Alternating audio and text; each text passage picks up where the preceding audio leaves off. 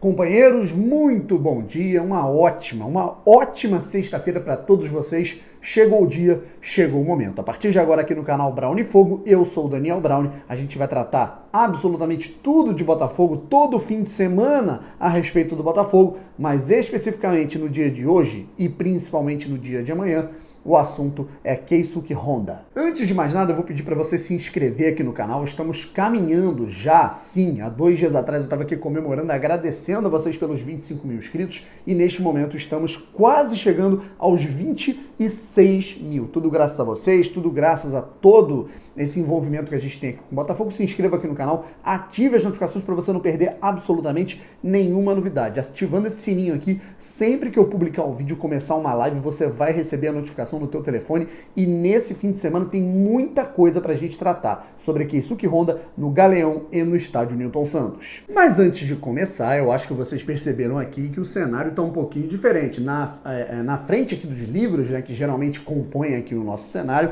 estão os quadros, né? E eu vou pegar um deles para vocês darem uma olhada, né? Olha só que maneiro, né? Olha só, esse daqui sou eu, né? Esse rapaz aqui bem animado, né? Comemorando um gol, fazendo fogo ali, sou eu. E essa é a imagem que eu mais amo no mundo, cara. Foi tirada lá em 2017 pelo Vitor Silva. Eu dei maior sorte, tava na arquibancada, as bandeiras se abriram e tava eu lá, animadão, né, assistindo uma partida. Então eu decidi emoldurar. E aí ninguém melhor para fazer isso que o Paixão Enquadrada, gente. Recomendo muito. Paixão Enquadrada, vou colocar o link aqui na descrição do site. E você pode dar uma olhada nos produtos. E também vocês podem ver aí que tem uma imagem aqui do Honda, né? O Honda com a camisa do Botafogo, né? Todo um design dele. Então, Paixão Enquadrada, vou colocar o link aqui na descrição para vocês darem uma olhada, cara. Muito obrigado mesmo. Melhor aquisição possível, gente. Agora vamos lá. Vamos deixar aqui o quadro e vamos começar a falar sobre esse dia de sexta-feira. Eu vou te falar que eu não vou dormir direito nesse fim de semana. Já não estou dormindo, estou gravando aqui na madrugada de quinta para sexta. São aproximadamente aí 3 da manhã e chegou o dia, gente. Chegou o momento. Honda vai pisar pela primeira vez no Brasil, pela primeira vez, obviamente, como jogador do Botafogo e vai ter o seu primeiro contato com a galera, com a torcida gloriosa. A expectativa no momento, pessoal, é absolutamente gigantesca por parte da torcida do Botafogo, né? Tá tendo até monitoramento do voo. Isso quem começou foi a minha namorada Vitorinha, que vocês conhecem bastante aqui nas participações nos vídeos, nas lives, né? Ela que começou com essa história, ela tem um aplicativo lá que ela dá uma olhada nos voos, né? E ela monitorou o voo do Honda, né? E ela passou todas as informações lá no Twitter, né? Foi muito maneiro, até o Rob Porto, né, narrador do Sport TV, deu risada assim desse monitoramento que foi feito aí, tem sido feito aí por mim e por ela, e a situação é a seguinte, gente, nesse momento ele já saiu de Dubai há pouquíssimo tempo, né, vamos dizer, há mais ou menos 1 hora atrás, o Honda saiu de Dubai, que é a conexão, essa conexão Tóquio-Rio tem uma parada em Dubai que aconteceu às 11 da noite da quinta-feira e 1 da manhã, no horário de Brasília, estava prevista a saída do voo do Honda pro Rio de Janeiro, de Dubai pro Rio, né? Atrasou meia horinha, 40 minutinhos, mas o cara já está a caminho do Galeão e a expectativa é de que ele chegue por volta das 3 horas da tarde. Ali 3 horas, 3h30, a gente vai ficar atento e eu vou levar tudo, absolutamente tudo para vocês. Estarei no Galeão amanhã. Na verdade hoje, porque já passou de meia-noite. E além da empolgação da torcida do Botafogo, parece que isso é recíproco. Parece que o Honda também está muito, mas muito empolgado, está inflamado, não vê a hora de chegar no Brasil. Nesse momento aí de conexão, de pausa aí dessa grande viagem que está fazendo aí o Honda em direção aqui ao Rio de Janeiro, a cidade maravilhosa, o Honda, enquanto esteve lá em Dubai,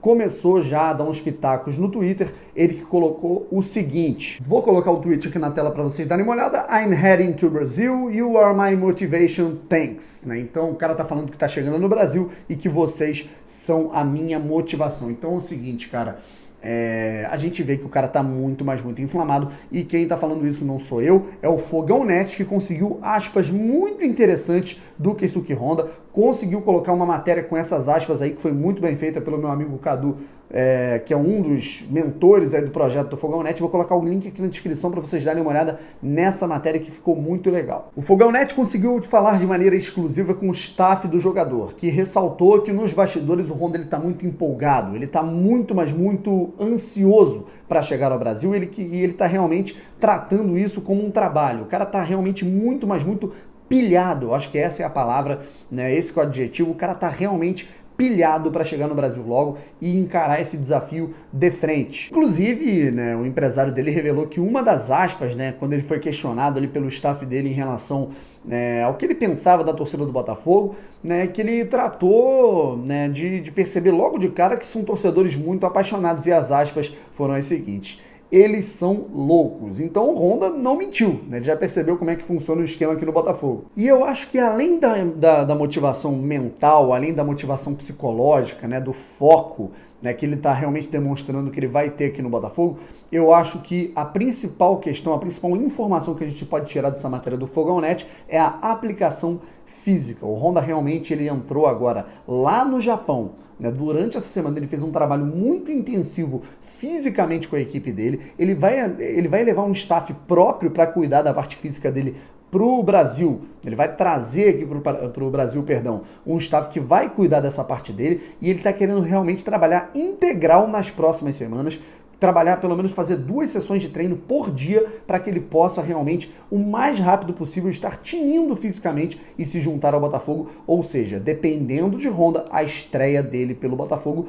não vai demorar. Agora é o seguinte, pessoal, antes da chegada do cara que é considerado o maior jogador da história do Japão, uma das maiores figuras da história do continente asiático, né, do país do Japão, vamos dar uma pincelada rápida, né, de altos e baixos em toda a sua carreira, bem rápido, mas eu prometo que vai ser bem aprofundado. Keisuke Honda nasceu na cidade de Setsu, em Osaka, no Japão, no dia 13 de junho de 1986, né, na província de Osaka. Então tem 33 anos, o jogador que agora está chegando no Botafogo. Primeiros passos profissionais de Honda. Pessoal, Honda foi revelado pelo Nagoya Grampus, equipe japonesa, ele que começou a sua trajetória no futebol profissional em 2004, né? Um pouco vagamente, podemos dizer assim, ele que fez apenas um jogo no ano de 2004 e ao longo dos anos foi conquistando espaço. E desde cedo ele tem um pezinho no Brasil, né? Tem um pequeno DNA brasileiro, já que foi revelado por um técnico brasileiro que na época era o treinador do Nagoya,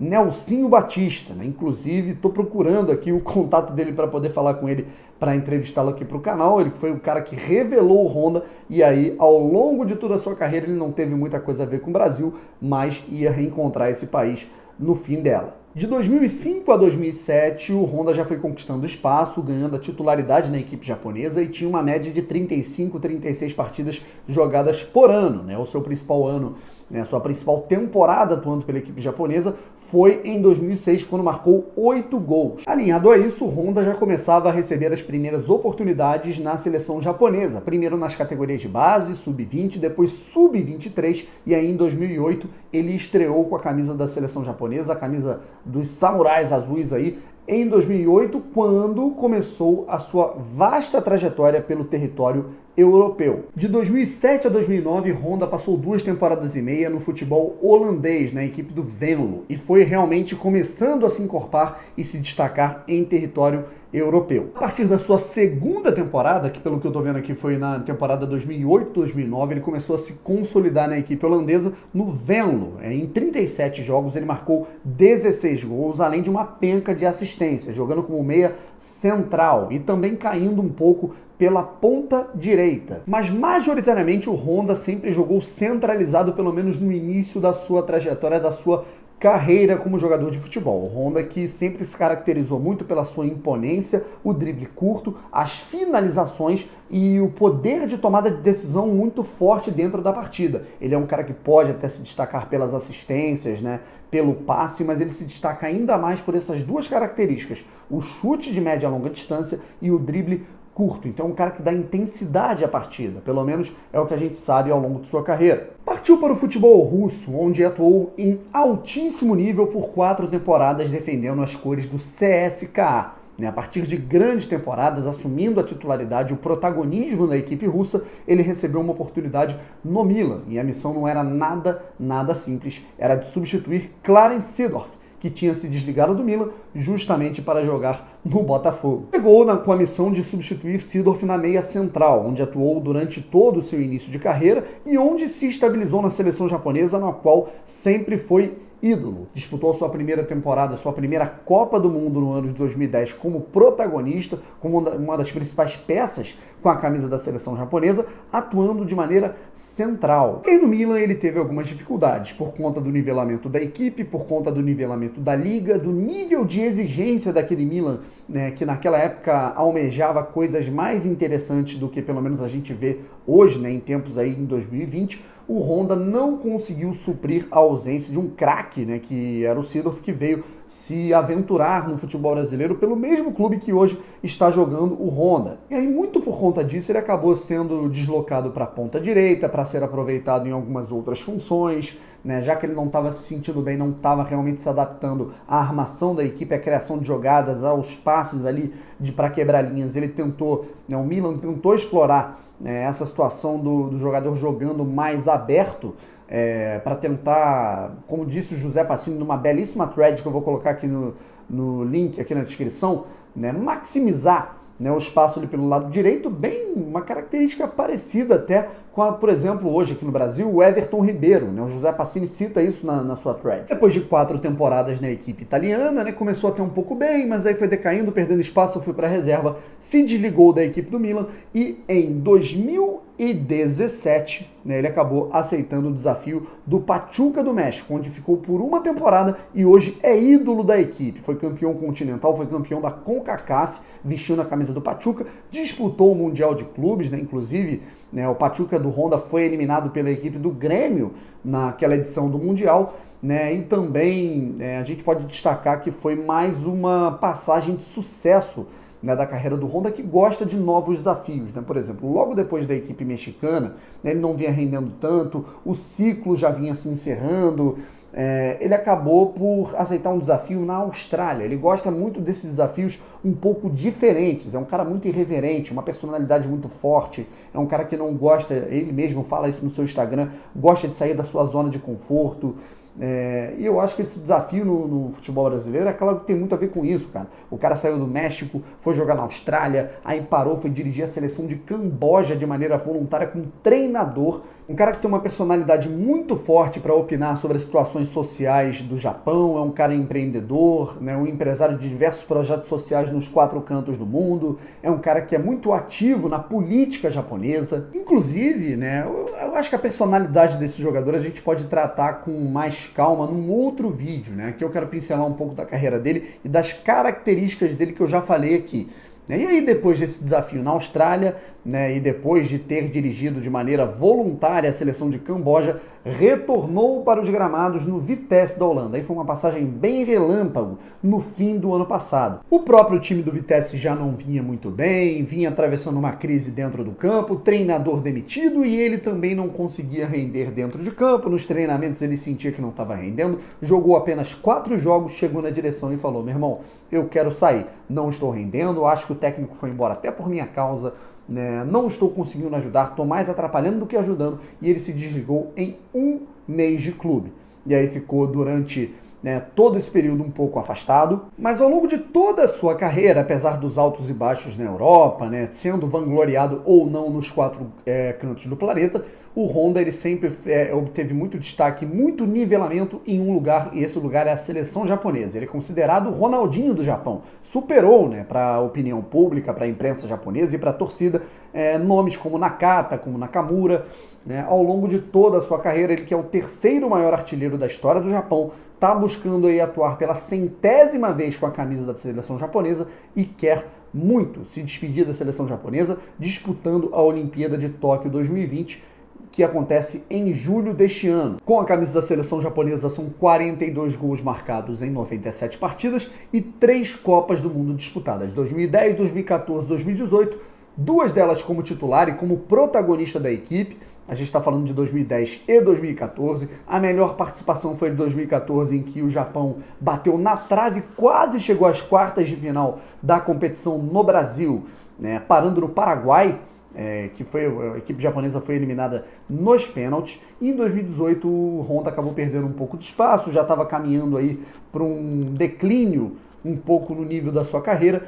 Em 2018 acabou ficando no banco, mas entrou contra Senegal e se destacou. Foi o craque da partida, foi o cara do jogo e conseguiu marcar um gol contra a equipe de Senegal. E foi visto, claro, depois dessa Copa do Mundo, por mais que não tenha sido tão badalada para a equipe japonesa, a gente sabe do nível do futebol japonês, mas o Honda é tratado como um deus, como um ídolo, como um rei na seleção japonesa, mas que nos últimos meses não vem se destacando tanto, e é por isso que ele quer demonstrar que ele pode dar a volta por cima com o seu futebol. O último jogo dele foi disputado no dia 14 de dezembro de 2019, pelo Vitesse, numa derrota pelo placar, tô vendo aqui, de 3-0, né? Então, o Honda, ele que não atua aí há mais de um mês, vai fazer aí, vão completar aí 2 meses sem atuar oficialmente em nenhum jogo. O Honda vai ter que se aprimorar fisicamente, bola no pé a gente sabe que ele tem, técnica ele tem, aprimoramento disciplinar a gente sabe que não vai faltar, nos termos da cultura dele, daquilo que ele preza, e ele vem mordido,